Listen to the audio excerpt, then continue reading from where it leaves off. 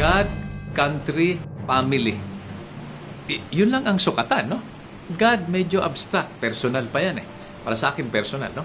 Basta't naniniwala ka may Diyos, something bigger than all of us combined, okay ka na kay God.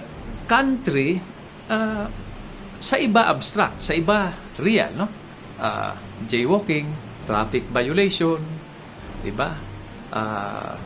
Crime against property and person, no? So, 50-50 tayo dyan. Family. That's our strongest, most effective political, social, and economic unit. Ayusin mo lang yung family. Ito ngayon yung irony, Brad.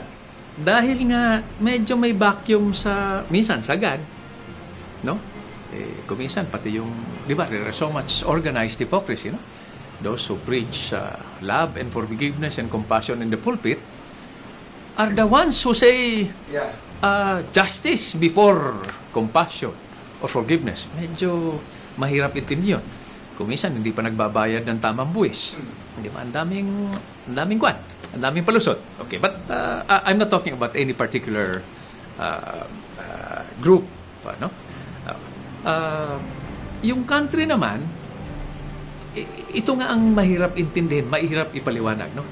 Mukhang mas loyal tayo sa pamilya kaysa sa bansa. Pwede sigurong baliktarin natin, palakasin natin yung bansa para mabiyayaan, makinabang yung pamilya. In short, work hard, pray hard, study hard. Nag-uusap naman tayo kanina, Brad, no? Siguro I would agree, but I would not put it as bluntly. Love yourself.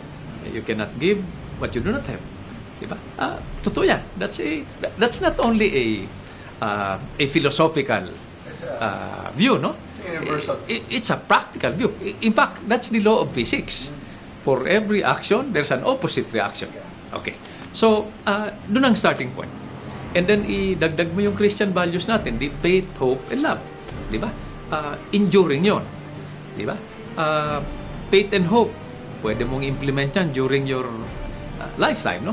After you die, ang matitira na lang love eh.